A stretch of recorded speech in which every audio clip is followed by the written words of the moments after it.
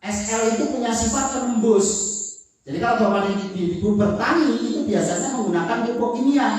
Ketika kita menggunakan pupuk kimia, contoh misalkan kita menggunakan pupuk kimia 100 kg, itu ditabur atau disemprot? Ngopo kok ditabur? Kok nggak disemprot itu? Karena kalau disemprot itu dia akan nempel di daun dan ketika kena panas matahari itu gosong. Kenapa dia tidak bisa masuk? Pupuk kimia itu untuk masuk ke dalam tanaman itu harus jatuh ke tanah, harus terurai, diserap oleh akar melalui fotosintesis, itu baru masuk dalam tanaman. Itu perlu proses waktu. Bisa 1 minggu, bisa 1 bulan, bisa sampai panen belum terserap. Karena ada pupuk yang sampai panen belum terurai.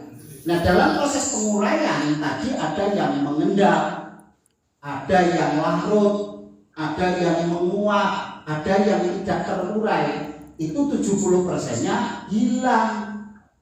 Yang bermanfaat yang bisa diserap kurang lebih 30%. Jadi 70%-nya itu tidak terserap ke tanaman. Jadi memerlukan waktu yang cukup panjang. Nah, dengan SL, sifat SL adalah penembus. Ketika disemprotkan ke tanaman, kena daunnya langsung masuk, kena batangnya langsung masuk, ke tanah juga langsung masuk. Hanya butuh waktu 11 menit untuk masuk ke dalam tanaman. Nah, ini sifat daripada SL. Sehingga ketika pupuk SL ini dicampur dengan pupuk kimia, misalkan dicampurkan dengan pupuk kimia ini akan berubah sifat kerjanya. Kimianya tetap, tetapi berubah sifat kerjanya. Yang tadinya harus diserap oleh akar, dengan bercampurnya dengan KSM sifat kerjanya langsung dia bisa masuk ke dalam tanaman. Contohnya kayak kalau di manusia itu infus. Orang makan kan harus melalui mulut, ya harus melalui mulut. Tetapi ketika orang sakit dengan infus itu bisa masuk ke dalam tubuhnya itu tanpa melalui mulut. Jadi kurang lebih cara kerjanya seperti itu. Jadi sudah menjadi ion yang bisa terserap oleh tanaman secara langsung. Kira-kira lebih cepat atau lambat? Lebih cepat. Jadi pupuk KSM itu adalah pupuk organik SL, bukan fermentasi, bukan ada mikroba di dalamnya seperti itu. Nah, sifatnya adalah penembus. Jadi cepat sekali masuk. Kalau tadi sore kita nyemprot, besok pagi sudah terjadi pertumbuhan. Jadi sangat cepat. Kemudian yang kedua penguat. Ya, penguat. Otomatis yang tadinya terserap oleh tanaman hanya 30%, dengan menggunakan SL itu akan terserap lebih banyak. Sehingga di sini kebutuhan akan pupuk yang tadinya misalkan sekian itu bisa berkurang. Nah, itu sebagai penguat. Dan proses pembuatan pupuk ini menggunakan skala. Jadi ada perbandingan 1:sekian. Jadi 1 kilogram pupuk kimia itu ketika dicampur dengan KSM itu akan bisa memiliki kekuatan lebih tinggi daripada kondisi yang ada pada saat itu. Karena kalau tanpa menggunakan SL itu tidak terserap secara langsung. Nah, ini. Kemudian yang ketiga, perata. Ya, perata. Jadi ketika diberikan pada tanaman itu masuk dengan cepat, itu langsung rata masuk ke dalam tanaman. Nanti kalau teman-teman sudah praktek di lapangan menggunakan pupuk KSM, tanamannya itu tumbuhnya rata. Kalau jagung yorowoto bisa sebelari ikan. Ya, seperti itu. Kenapa? Ada peratanya di situ. Kemudian yang ketiga adalah perekat. Karena bahannya, salah satu bahannya adalah minyak makan, maka di situ yang namanya minyak pasti nempel, disemprotkan ke tanaman nempel. Nah, kalau di dalam dunia pertanian kita selama ini menggunakan penembus, penguat, perata, perekat itu beli sendiri-sendiri. Di KSM ini sudah ada semuanya. Jadi KSM ini produk all in one. Ya, semuanya dalam satu. Jadi hemat. Jadi biayanya sangat hemat. Nah, ini kurang lebih cara kerja atau sifat daripada pupuk SL. Nah, pupuk yang kita produksi itu adalah salah satunya adalah pembenah tanah. Ya, tanah yang Bapak gunakan untuk bertani, ya, yang digunakan untuk bertani, kira-kira sudah capek belum Pak tanahnya? Sudah capek. Kenapa? Digunakan kimia yang terus-menerus sehingga tingkat keasaman tanahnya itu sangat tinggi. Ketika keasaman tanahnya tinggi, itu akan ditanami, itu akan banyak kendala, banyak masalah. Nah, maka perlu kita benahi. Kita memiliki satu produk pembenah tanah.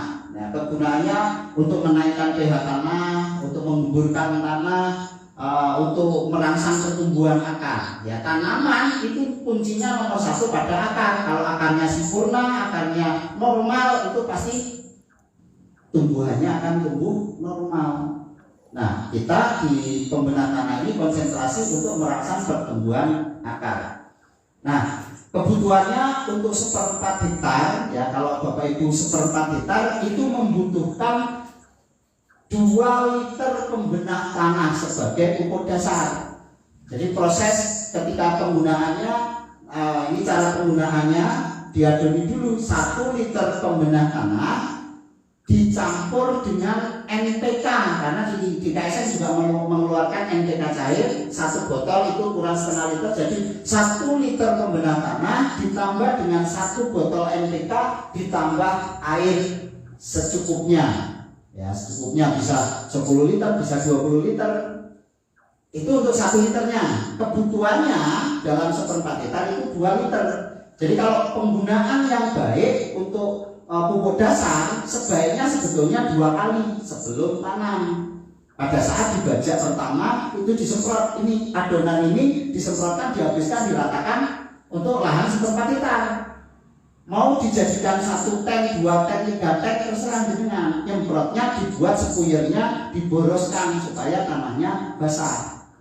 Itu cara penggunaan sebelum tanam. Kalau misalkan kita ada waktu dan ada tenaga, itu digunakan ini setelah dibajak, setelah itu diproses. Ya kalau misalkan dikasih kompos, setelah dikasih kompos baru disemprot pembenah tanah supaya komposnya itu jadi tidak tumbuh jamur.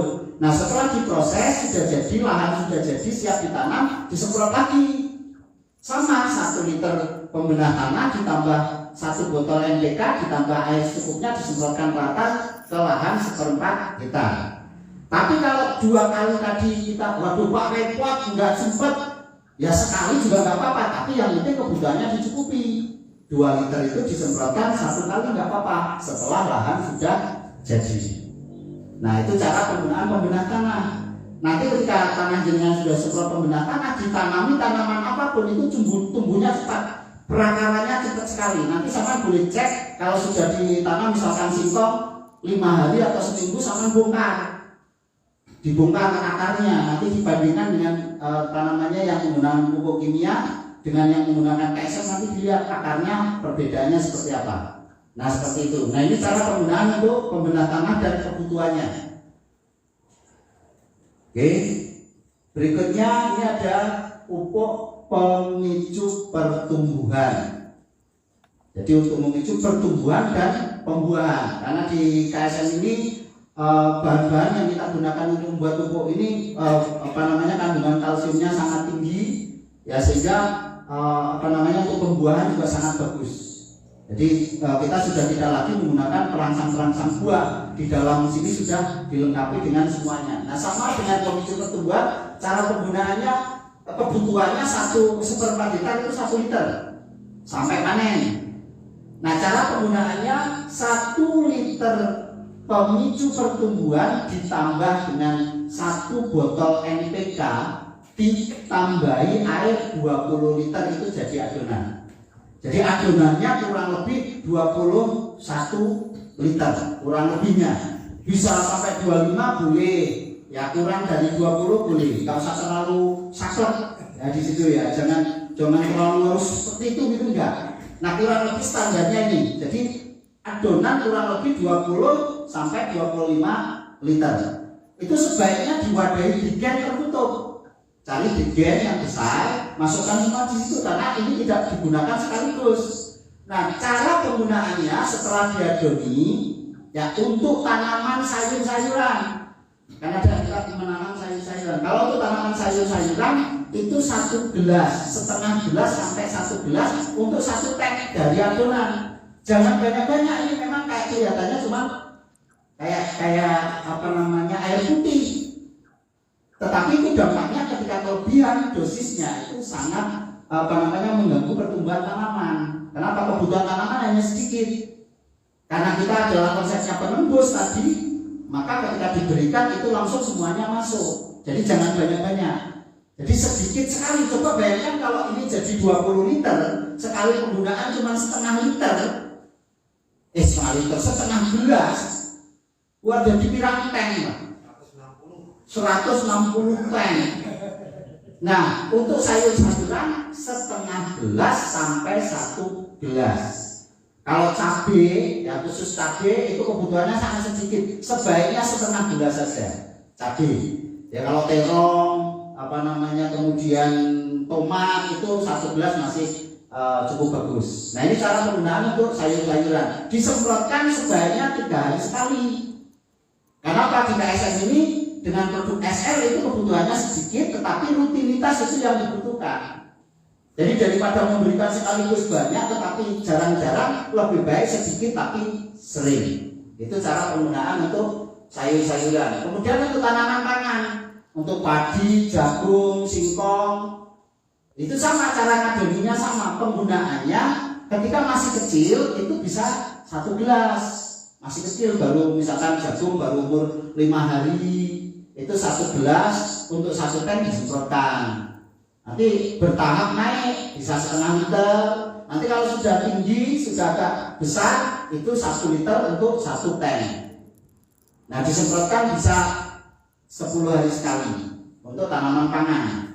Ya padi, jagung. Kalau singkong itu biasanya sampai panen cuma 4 kali. Nah seperti itu cara penggunaan untuk tanaman pangan. Nah nyemprotnya jangan terlalu basah, dibuat agak ngaput saja. Kalau terlalu basah nanti bisa gogrok daunnya. Tapi nggak masalah ketika gogrok daunnya nanti akan tumbuh lagi. Jangan khawatir. Nah kalau untuk tanaman keras, ya tanaman keras seperti karet, sawit, kopi, itu 1 tanknya itu 1 liter. Ya 1 tank 1 liter itu digunakan untuk untuk tanaman keras itu 15 sampai 20 batang. Kalau karet, kopi itu bisa 15 sampai 20 batang. Tetapi kalau sawit itu 1 tank itu untuk 5 batang, maksimalnya hanya 10 batang. Ya, pembina tanahnya disemprotkan ke tanahnya. Kan sudah ada tanamannya misalkan seperti itu, dibuat adonan seperti tadi disemprotkan ke tanahnya. Kemudian pemicu pertumbuhannya kalau masih kecil bisa disemprot ke batang dan daunnya disemprotkan. Kalau sudah tinggi nggak bisa disemprotkan ke atas, di tanahnya juga nggak apa-apa. Itu sama-sama sudah berfungsi seperti itu. Jadi baik pengguna tanah maupun pemicu pertumbuhan untuk tanaman keras itu bisa disemprotkan di sekelilingnya saja, tetapi dibersihkan, jangan banyak rumputnya di situ karena dia harus jatuh ke tanah seperti itu. Nah ini cara penggunaan untuk pemicu pertumbuhan. Kebutuhannya 1 liter untuk 1/4 hektar sampai panen. Jadi adonan yang sudah dibuat tadi yang penting disimpan di tempat yang tertutup, itu bisa digunakan sampai 1 tahun pun bisa digunakan. Nah ini cara penggunaan untuk pemicu pertumbuhan. Dan kita juga punya nutrisi untuk hewan, ya bisa untuk ikan. Ini ada nutrisi 1. Nutrisi 1 ini pembenah air khusus untuk ikan. Kalau kita melihara ikan, melihara udang, itu di airnya. Jadi cara penggunaannya untuk kebutuhan sama 1/4 hektar itu membutuhkan 2 liter. Ya 2 liter ditaburkan ke air sebelum ada ikannya atau sebelum ada udangnya.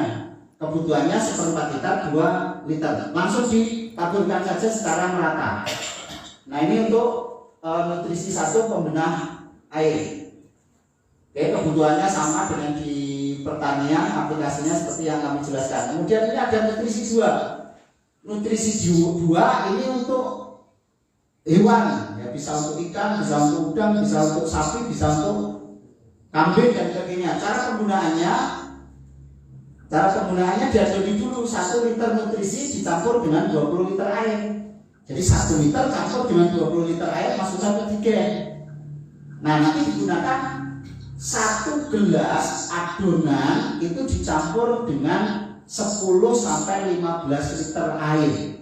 Jadi 1 gelas adonan dicampur dengan 10 sampai 15 liter air itu bisa diminumkan ke ternak kita, juga bisa dicampurkan ke pakannya. Mirip kan? Ya, 1 gelas. Nah itu dibuat, kalau misalkan untuk ayam itu bisa dikasihkan di makannya. Ya kalau untuk sapi bisa dimakannya, bisa untuk minumnya. Kalau untuk ayam itu di minumannya. Kalau ayam biasanya di minumannya.